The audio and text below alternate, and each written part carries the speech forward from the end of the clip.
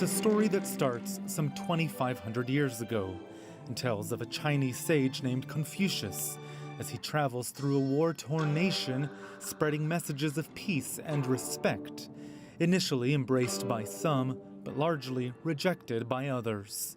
Confucius wasn't a politician, but rather a humanist who firmly believed that China's feuding ruling families should return to a life bound by ethics. Centuries later, in a colorful spectacle on this stage in Washington, dozens of Chinese performers are trying to convey his principles through movement. Confucius's life has been reenacted on the stage many times through other forms, but this is the first time we do it as a dancing drama. 25-year-old Hu Yang plays the famed teacher in the show, called Image China, Confucius, who said it's been a challenge accurately portraying the show's namesake, and an honor, especially performing in the U.S. I think the Chinese have a rich history, going back 5,000 years. That's something that the U.S. doesn't have, so I imagine ancient Chinese culture must be very mysterious and interesting to the American people. One could say director Kang De-shin was born to do this show, quite literally. She's a 77th generation direct descendant of Confucius himself. In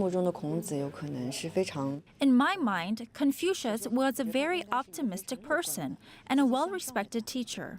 He didn't achieve much politically. His biggest success was in teaching all of his students, and through them, leaving a mark on the whole country. Confucius's teachings only received official sanctioning in China after the collapse of the Qin dynasty in 202 BCE. Fast forward to a modern China, and Confucius has become a household name, often exported abroad. It really begins to let you understand that there's something that we can reach out and touch each other with, as opposed to all the other things that happen. Confucius ultimately died without knowing the impact his teachings would have, not just on China, but on much of the rest of the world. It's a legacy now being carried on, not just through words, but through dance. Roee, Ruttenberg, CGTN in Washington.